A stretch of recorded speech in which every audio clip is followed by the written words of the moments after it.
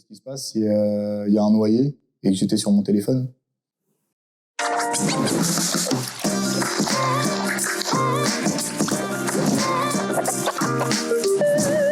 Salut Guillaume. Salut. Nickel. Je te laisse te présenter. Moi, c'est Guillaume Pop. J'ai 22 ans. Je suis maître nageur sauveteur et testeur de toboggan aquatique depuis maintenant 2 ans.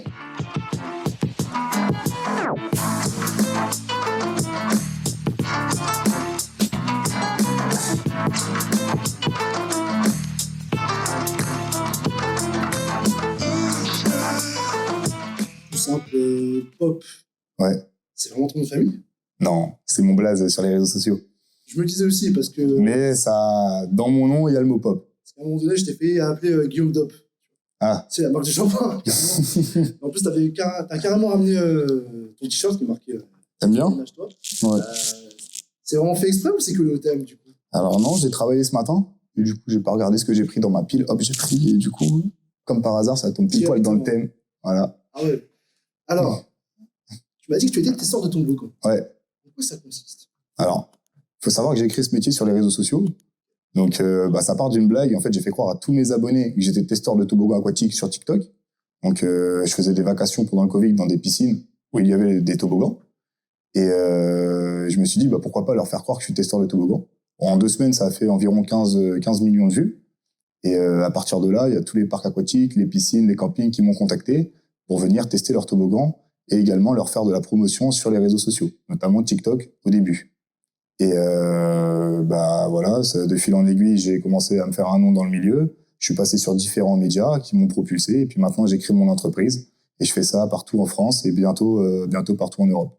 Mais à la base, tu étais maître nageur. Voilà, c'est ça. Donc, je travaille toujours en tant que maître nageur. Mais voilà, je travaille encore en tant que maître nageur, mais cette partie testeur de toboggan, c'est devenu mon métier principal aujourd'hui. Mais tu as commencé comment, du coup, par rapport directement sur Instagram? Directement sur TikTok. TikTok, c'était à l'époque où il y avait Musical.ly ou... Alors, pas du tout, j'ai pas connu Musical.ly. C'était juste après l'époque de Musical.ly. J'ai téléchargé l'application TikTok.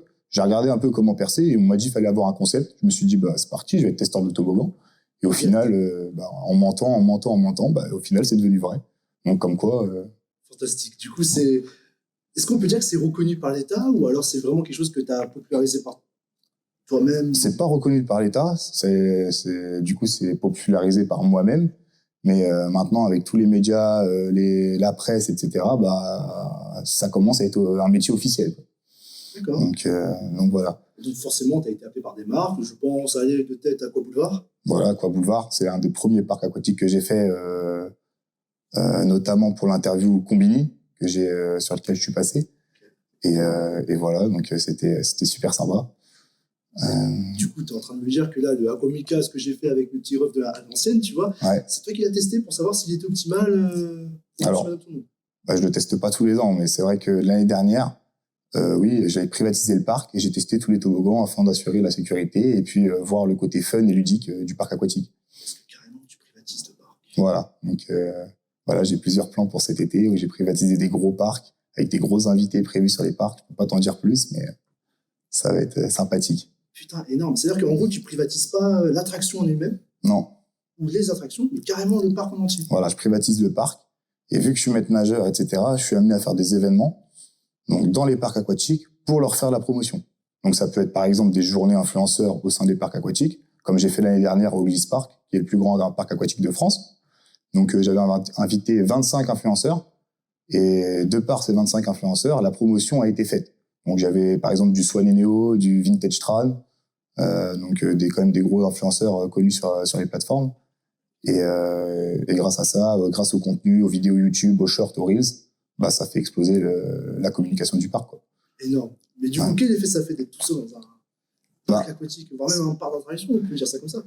L'effet que ça fait que déjà, c'est un truc de ouf. On fait pas la queue, déjà. Alors ça, c'est royal, hein, parce que je peux t'assurer que maintenant, quand je vais dans des parcs et que je fais la queue, je prends même plus de plaisir, quoi, parce que j'ai tellement l'habitude de faire des toboggans où je suis tout seul que faire la queue dans des parcs, maintenant, ça m'intéresse plus. Mais non, franchement, c'est ouf. C'est-à-dire que j'ai monté mon équipe vidéo. Ça, je te l'ai pas encore dit, mais j'ai monté ma petite équipe. C'est-à-dire qu'on est 3 à bosser avec moi. Donc, quand on se déplace, on vient avec du matériel vidéo, donc des caméras 4K, des drones, des GoPro 360, des GoPro. Et au final, quand je fais mes vidéos, on fait également des vidéos de promotion pour les parcs aquatiques. Donc, c'est-à-dire que le parc est vide, mais on peut mettre les drones, on peut mettre les caméras. Par exemple, quand je descends un toboggan, on met la ventouse avec la GoPro dessus. Et du coup, je fais 6 fois le toboggan, par exemple. Et comme ça, j'ai des cuts à chaque fois dans chaque virage de passage. Ouais, forcément, tu prends les meilleurs rushs. Voilà, je prends les meilleurs rushs, etc. On leur fait des vidéos. Et après, ça fait une vidéo assez sympathique pour les parcs. Ça présente bien les toboggans, etc. C'est énorme, ça. Mais carrément, genre, tu as des drones façon waterproof ou... Non, c'est des drones, voilà. C'était trop beau. Forcément. Mais ouais. Du coup, tu en as fait ton métier. Voilà, c'est ça. À ton compte. Voilà, mon compte. Donc, en tant qu'auto-entrepreneur. Donc, entre-temps, tu es aussi maître nageur. Voilà. Donc, je travaille pour le club de Melun. Forcément, il t'est arrivé de voir des cas particuliers. Est-ce que tu as des anecdotes Alors, j'ai pas eu beaucoup d'interventions. Franchement, dans la piscine où je travaillais, c'était vraiment beaucoup de bagarres. Donc, des gens qui se battent ouverts sur la tête. Mais en termes de noyer, je suis allé chercher une fois une personne dans l'eau. Mais quand on travaille en piscine, on a le temps de voir la personne se noyer. Sinon, c'est soit vraiment qu'on est nul, soit vraiment on est sur le téléphone et qu'on fait pas attention. Ouais, donc mais bon. On n'est pas dans les clichés. Non, voilà. Genre les maîtres nageurs qui se bandent les couilles, entre guillemets, tu vois. Et que par la suite, ils attendent juste vraiment qu'il y ait une réelle noyade. Alors que... Voilà, en piscine, c'est très rare, les noyades. En mer, c'est plus fréquent. Mais en piscine, c'est quand même très rare. Parce que forcément, en mer, même si elle est artificielle, tu sais ce qui se passe. Moi, j'ai une question. Tu sais ce qui se passe si y a un noyé et que j'étais sur mon téléphone? Qu'est-ce que je risque, tu penses? Je perds mon taf et je risque 5 ans d'emprisonnement. Ouais, donc carrément, c'est un gros risque, en fait. Voilà, l'accident n'est pas présent dans ce métier. Voilà, c'est ça. Et puis même si j'étais pas sur mon téléphone et que j'étais pas à mon poste, donc c'est-à-dire qu'on a un règlement intérieur à respecter. Donc si il est marqué que je dois être assis ici pendant la surveillance et que par exemple je faisais un tour et j'étais debout, qu'il y a eu une personne noyée, bah pareil, je risque de la prison. Putain. Donc faut faire gaffe avec tout ça. Mais bon. Mais t'as déjà vu des cas non. dans ce milieu-là? Non, jamais. C'est très rare, hein. C'est très rare. Parce que de base, vous êtes formé en tant que maître nageur. On est formé, on a un recyclage tous les ans en tant que secouriste. Mais voilà, on pratique pas. Franchement, on n'est pas c'est pas comme les pompiers, quoi. C'est vraiment une noyade, ça arrive vraiment peut-être une fois dans une vie ou deux. Enfin, ça dépend en fait si on a de la chance ou non. Mais du coup, tu es maître nageur, voilà. testeur de toboggan. C'est ça. Mais par-dessus aussi, tu es créateur de contenu. Ouais. Et tout cela à 22 ans. C'est ça. Je t'aurais jamais donné 22 ans. Ah ouais, c'est trop. Clairement, c'est la barbe, ça. Moi, j'ai l'impression d'être un daron, tu vois, on me donnerait peut-être la trentaine, mais ouais. Non, j'ai ton âge, c'est ça qui est énorme, en fait. Et honnêtement, quel effet ça fait de vivre de ces contenus? Bah, c'est cool. Par contre, on pense que moi, je montre que le côté ludique, fun et amusant. Mais derrière ça, il y a quand même un réel travail. Donc, il y a toute la partie montage vidéo, il y a toute la partie démarche, donc des parcs aquatiques, etc. Non, c'est quand même, quand on fait des tournages, etc., c'est quand même un sacré boulot. Mais c'est vrai que quand on voit que ça fonctionne et quand on voit que ça marche, bah, c'est plaisir personnel, il est rempli, et ça, c'est le plus important. Parce que non seulement tu es créateur de contenu, donc tu as une certaine influence autour de toi, mais surtout aussi du fait que tu es le premier testeur de toboggan. Donc je me disais peut-être que c'est les marques qui venaient directement vers toi. Bah, c'est ça, c'est sûr que, en fait, là où j'ai de la chance, c'est que dans mon domaine, il y a personne qui fait ça. Donc, que ce soit sur les réseaux sociaux, partout, il y en a, ils ont de la concurrence. C'est-à-dire que quelqu'un qui va faire un micro-trottoir, ils sont à peu près 1000 à faire ça sur les réseaux sociaux. Et moi, testeur de toboggan, bah, est-ce que tu me reconnais? Parce que, bah, il y a que moi qui fais ça et. Directement. Voilà, c'est ça. C'est Guillaume, testeur de toboggan. Voilà, c'est ça. Souvent remarqué. Bah, ce qui paraît, j'ai une tête qui passe bien. Ça se voit. Hein. Ouais. Je pense que t'es un peu le cliché de, si tu vois le film Alerte à Malibu. Ouais, bah oui. Ah, j'aurais dû mettre mon short rouge. Je pense, ouais. Non, le caleçon rouge, tout ça. Le caleçon rouge, ouais. Ah, j'en ai pas. Ouais. Ok, je vois le délire. Du coup, j'ai une autre question, Guillaume. Qu'est-ce qui t'a réellement donné envie de t'y lancer? Eh bien, tout coïncidait. C'est-à-dire que je suis nageur de haut niveau, je suis maître nageur, il y avait un toboggan dans la piscine. Je me suis dit, c'est bon, c'est ça que je dois faire, en fait. Je veux être testeur de toboggan. H24, t'es dans l'eau, quoi. Bah, H24, je suis dans l'eau, quoi. C'est ma vie depuis l'âge de 6 ans. Et voilà. Donc, j'ai fait, si ça t'intéresse, j'ai fait 3 fois les championnats de France élite de natation. Je suis spécialiste du dos crawlé. Et là, je vais participer au championnat de France élite le 16 juin à Rennes. Forcément, tu as le temps de... Donc, j'ai encore le temps un peu de m'entraîner, même si c'est compliqué. Là, je prévois d'arrêter l'année prochaine après ces championnats. Mais en tout cas, voilà, j'ai un un beau parcours en natation. Parce que je suis souvent intéressé, surtout dans le milieu de la musculation. Est-ce que pour toi, la musculation et la natation, c'est compatible? Bien sûr. De nos jours, c'est obligatoire. Si on veut être performant en natation, il faut faire de la musculation. Après, ça dépend de notre spécialité. Si on est sprinter, on va vraiment nager. On va nager quand même beaucoup, mais on va mettre une priorité sur la musculation. Parce que la musculation, on va développer la force, on va développer l'explosivité, etc. Et ça, c'est important pour des sprinters. Par contre, pour des gens, par exemple, qui font du 400 mètres, du 800 mètres, ou de l'eau libre, c'est-à-dire du 2 km, 5 km, 25 km, là, on va plus accentuer sur la nage, donc c'est-à-dire nager longtemps, et plus faire du renforcement musculaire, pas de la musculation pure, comme développer couché, presse, squat, ce que tu veux. Vraiment, renforcement, poids de corps, etc. Parce que pour nager du long, faut pas être trop lourd. Et du coup, voilà. Le cliché du mec qui fait de la natation bien baraque, sous prétexte qu'il a fait que de la natation, c'est quelque chose qui est complètement erroné. Ah non, mais bien sûr, bien entendu, la natation, c'est un des sports qui muscle le plus tout le corps. Tu nages, déjà, tu fais une carrure au niveau des épaules qui est assez balèze. Mais c'est vrai que quand on voit les athlètes à la télé, tu vois Florent Manoudou, comment il est balèze. Là, c'est quoi? C'est 3 à 4 muscu par semaine, plus 2 entraînements par jour dans l'eau. Donc, 2 entraînements de 2 heures, ça fait 4 heures dans l'eau par semaine. 4 heures dans l'eau par jour, plus 2 heures de muscu tous les 2 jours. Mais donc forcément, tu as des épaules en 3D. Voilà, c'est ça. Alors là, plus trop, parce que j'ai repris un peu l'apéro et puis forcément, les périodes de fête. Voilà, c'est ça. Tout rentre dedans, tout est pris en compte. Forcément, on traverse une période vraiment dédiée. J'avais une autre question aussi. Ta pire et meilleure anecdote dans le milieu, justement, que ce soit en tant que créateur de contenu ou alors en tant que maître nageur ou testeur de toboggan.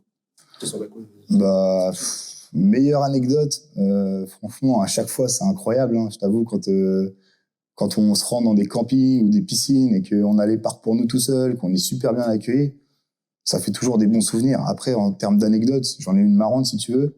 Une fois, je faisais une vidéo pour un TikTok où je devais descendre le toboggan et j'apprenais à mes abonnés à faire la technique du string. Donc tu sais, c'est la technique où quand tu rentres le maillot de bain dans le cul, ça glisse plus vite. Putain, je connais pas. Tu connais pas? Bah t'essaieras, tu verras, ça fonctionne bien. Okay. Et au moment où je rentre mon maillot de bain dans les fesses, hop, il y a une guêpe qui me pique le cul. Et du coup, j'ai dû arrêter la vidéo parce que là, j'ai eu trop mal. Genre, ça m'a tué. J'ai eu un gros bouton comme ça. Sur la probabilité qu'une guêpe te rentre dans le cul. Ouais, c'est tombé. Forcément. C'était où ça? C'était. Je sais plus. C'était dans un parc dans le sud. C'était à Aqualand, je crois. Ouais. Voilà. Donc forcément, tu voyages et tu. Voilà, ouais. Ce que je préfère faire, c'est les campings, quand même. Vraiment, les campings, c'est déclassé. Être dans un camping, voilà, l'ambiance, l'équipe d'animation, etc. Là, je reviens de Cap Fun, il y a une semaine. J'ai fait 3 campings Cap Fun en 4 jours, donc le week-end dernier. Et du coup, j'ai dû faire des prestations, donc c'est-à-dire j'ai dû faire des cours d'aquagym pour les campeurs. J'ai organisé des water polo, des aquabaskets. J'ai organisé des relais. Et puis, bien entendu, j'ai testé tous les toboggans des 3 campings, qui étaient 3 campings assez balèzes en France. Forcément, tu voyages donc, énormément. Voilà, c'est ça. C'est un kiff, du coup, parce qu'en vrai, tu as un petit peu le métier idéal, dans le sens où, d'un point de vue de santé, tu es plutôt bien.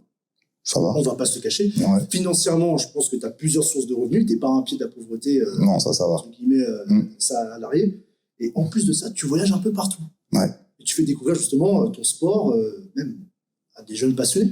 Ce qui est bien, c'est que il y en a plein qui s'intéressent à la natation grâce à mes vidéos, parce qu'il y en a beaucoup en France qui ne savent toujours pas nager. Et grâce à mes vidéos, ça leur donne envie d'aller nager, ça leur donne envie d'aller faire du toboggan, donc d'aller dans une piscine, qui est pas souvent l'intention de tout le monde quand on sait qu'il y en a beaucoup qui, la piscine, ils ont un peu peur. Et du coup, grâce à ces vidéos, ça donne envie aux gens d'aller à la piscine. Tu as forcément le regard des autres. C'est comme à la salle de sport, personnellement. Ouais. On est facilement jugé par d'autres physiques. Si tu veux, une histoire assez drôle. J'étais à Aqua Boulevard, donc j'étais à Aqua Boulevard comme ça, j'ai payé ma place, je suis allé à Aqua Boulevard, et j'ai fait un vlog sur YouTube. Et en gros, j'étais encore en train de mentir à tout le monde sur mon métier. Et du coup, j'ai mis un gilet orange, un casque de chantier, et je faisais genre, donc je testais les toboggans. Donc dis-toi, le regard des gens, quand ils voient quelqu'un dans les toboggans en train de descendre un toboggan avec un gilet orange et un casque de chantier, bien entendu, j'avais prévenu le patron, mais j'arrive dans le toboggan, etc. Il y a tout le monde qui venait me voir et fait « Excusez-nous, monsieur, on peut y aller ?» et tout. Je fais « Non, excusez-moi, pas tout de suite. » Donc, en fait, j'avais le toboggan pour moi parce que les gens, ils croyaient que je bossais dans le toboggan, que je vérifiais tout et tout. Et franchement, bah, la vidéo, ça rend super. Tu vois tout le monde qui se part et tout. Fourbe. C'est bon, du coup, tu testes la kamikaze, tu testes... Ouais, je teste tout. Ah ouais, putain, mais clairement, j'avoue, ça doit être... Et au début, tu vois, j'avais un peu peur de ça, du regard des gens, de ce qu'ils allaient penser, etc. Au final, maintenant, en fait, je m'en fous, tu vois. J'en ai rien à foutre. Je me dis, c'est trop bien. Mais forcément, t'as le regard constant, mais pas que en tant que créateur de contenu ou autre, mais aussi en tant que maître nageur, parce que en général, il est assis dans une espèce de chaise qui fait au moins presque 3 mètres. Alors, pas dans la piscine où je travaille, elle fait 1, comme celle-là. Ah, bah oui, forcément. La piscine de c'est un concept, mais t'es forcément, on va dire, beaucoup regardé. Bah, c'est-à-dire que je suis arrivé à un stade là où bah, j'ai démissionné de mon métier de maître nageur. C'est-à-dire que je pouvais plus enseigner les scolaires parce que tous les petits me demandaient des autographes ou quoi. C'est le testeur de toboggan. J'étais même plus crédible dans mon métier parce que tout le monde me voyait comme le testeur de toboggan, etc. C'est dû à ça que tu pouvais pas exercer ton métier? Non, c'est plus dû à tous les événements, ce qui se passait, etc. J'arrivais plus à tout gérer. Mais c'est vrai que ça y joue aussi. Mais bon. Forcément. Parce que les petits, ils étaient déconcentrés. Ils voulaient carrément me faire des câlins. Du coup, je leur disais, oh les gars, avec tout ce qui se passe en ce moment, distance. J'ai envie de te dire, t'inspires des gamins. Donc... Ouais. Mais du coup, ça veut dire que forcément, tu ne peux pas gérer ton temps parce que tu embauches forcément des cadreurs. Ouais. Derrière, tu es testeur. On va pas dire forcément de toboggan, mais on va dire attraction aquatique. Ouais, on va dire influenceur toboggan, si tu préfères. Ouais. Créateur de contenu. Ouais. Et tu prépares une compète. Ouais. Forcément, surtout que la compète derrière, ça doit être d'un point de vue mode de vie alimentaire. Donc forcément, t'as plus le temps pour personne. Bah non, c'est ça. Mais on va dire que vie sociale, du coup. Non, ça se passe bien. C'est-à-dire que là, je suis en fin de carrière de natation. Mais c'est vrai que on remonte le temps il y a 1 an. C'est vrai que niveau vie sociale, j'étais au point mort. C'est-à-dire que je sortais pas le week-end. Je me levais à 5h20 pour aller nager à 6h dans l'eau. Ensuite, j'allais en cours. Ensuite, je revenais, bam, j'allais nager le soir. Du coup, c'est vrai que j'étais... Donc forcément, t'avais un rythme qui fait que tu peux pas avoir... les copines, c'était compliqué, quoi. Les copines, carrément. Hein? Ouais, tu connais. Direct. Ah ouais. J'ai pu comprendre, si tu veux en parler, que tu es chargé de casting. Est-ce un milieu qui t'intéresse? Tu comptes aller plus loin? Alors moi, j'adore faire ça. C'est-à-dire que je travaille pour un grand youtubeur qui s'appelle Noah Dorian. Je sais pas si tu connais. J'ai tourné avec lui. D'accord. Voilà. D'ailleurs, c'était toi qui devais me prendre en charge. Ah ouais? Je crois à ce moment-là. Ok. Je viens de me rendre compte parce que, à un moment donné, c'est pas lui qui me l'avait dit, que tu devais te charger justement du casting. Ok. De soucis, t'as pas pu. Ouais. Donc, on aurait peut-être dû se rencontrer là-bas. Ouais. Et ça aurait fait une putain de coïncidence parce que de fou. On est côte à côte, en fait, si on peut dire ça comme ça. Ouais. Mais pourquoi chargé de casting? Mais du coup, en fait, moi, il faut savoir que j'ai participé au tournage de Noah. C'est-à-dire que, pareil que toi, je pense, j'étais derrière le rideau en train de date une fille. Donc, bien entendu, dans le thème de la vidéo, je recherche pas l'amour. Mais, voilà. Et du coup, ils m'ont demandé, est-ce que tu veux qu'on te paye pour venir, etc. Parce qu'ils étaient en galère. Du coup, j'aurais dit, non, vous inquiétez pas, vous allez m'apporter de la visibilité. Je viens gratos. Voilà, je mets une billet de tram, machin, hop, j'y suis allé. Et au final, ils ont apprécié le personnage, même le fait que je sois venu gratuitement, ils ont kiffé. Et je suis resté en contact avec leur chargé de prod. Et au final, ils m'ont demandé de les aider pour trouver un casting. Ça s'est bien passé, j'ai trouvé toutes les personnes. Et du coup, de fil en aiguille, c'est moi qui leur fais leur vidéo maintenant. Donc voilà, après, je sais pas combien de temps ça va durer, mais en tout cas, ça fait 5-6 tournages que j'organise pour eux et c'est assez cool. Donc forcément, par le biais de tes contacts. Voilà, c'est ça. Dans ce milieu-là, ça marche comme ça. Donc c'est un revenu complémentaire avec tout ce que tu as. Exactement. Ouais.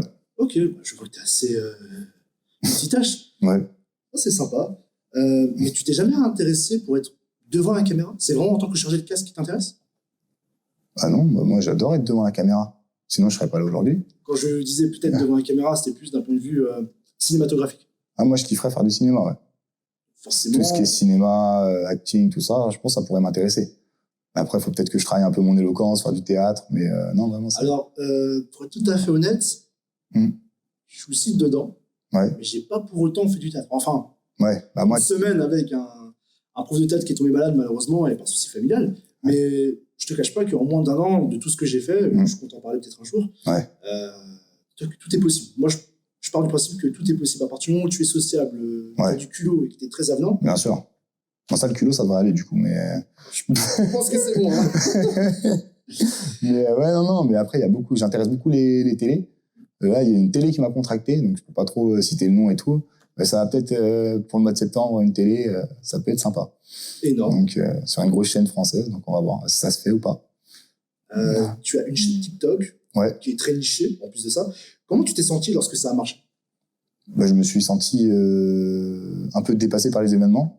C'est-à-dire que j'avais la pression de mes parents sur les épaules qui me disaient « Arrête, t'es en train de mentir à tout le monde, arrête, ça va t'apporter des problèmes, etc. » Donc, carrément, j'ai fait des vidéos pour expliquer aux gens « Ouais, je suis pas testeur de toboggan, etc. Je vous ai menti. » J'ai fait ces vidéos-là. Sauf qu'au bout de 2 jours, j'ai vu que ça prenait pas trop, ça faisait pas trop de vues. Je me suis dit « Mais en fait, je suis en train de faire une grosse connerie. » Je les supprime et je reprends mon délire. Et dès que j'ai repris mon délire, bam, ça a recommencé à exploser. Et plus rien à foutre du regard des parents. J'ai fait mon truc de mon côté. Et maintenant que j'ai commencé à gagner un peu d'argent, mes parents, maintenant, ils me soutiennent à fond, ils sont derrière moi. Et voilà, ils sont... Donc forcément, quand t'es pas dans les études et que voilà, c'est ça. Tu commences quelque chose de quand même très atypique. Ça fait peur. T'affrontes les parents tous les jours, j'ai envie de te dire, surtout si tu vis sur leur toit. Donc, et puis avec toute la médiatisation qu'on voit sur les influenceurs, les machins, ça fait peur aussi. Les parents, ils sont pas du tout dans ce milieu-là. Ils sont pas sur les réseaux sociaux, tout ce que ça entraîne. Et eux, ils connaissaient pas, tu vois. Du coup, c'est normal qu'ils avaient peur un peu pour moi. J'ai des parents qui ont fait des études et moi qui sors ce boulot-là, ils sortis nulle part. Et ils ont pas compris au début. Et maintenant, ils kiffent. Maintenant, ils kiffent. Et moi, je kiffe aussi, donc c'est cool. Que dirais-tu aux personnes, et c'est la dernière question, qui veulent faire comme toi? C'est-à-dire soit créateur de contenu ou alors testeur d'attractions aquatiques. Comme tu l'as dit tout à l'heure, allez-y au culot. Faut avoir peur de rien. Trouvez un truc qui vous plaît, un truc où vous vous épanouissez dedans, et puis lancez-vous. Et puis si ça fonctionne, tant mieux. Si ça fonctionne pas, c'est que c'était pas fait pour vous, quoi. Quelque chose qu'on aime et qui marche. Voilà, c'est ça. Guillaume, au plaisir. Je remercie à tout le monde aussi de ton passage, à toute l'équipe. Merci. Le lien est dans la description YouTube, en tout cas. Okay. Et je remercie aussi à l'Astrolabe qui m'ont fourni les salles, justement. Écoute, voilà. Merci, Eric. Merci, Younes. C'était un plaisir. À bientôt. Et je vous dis à la prochaine. À la prochaine. Abonnez-vous.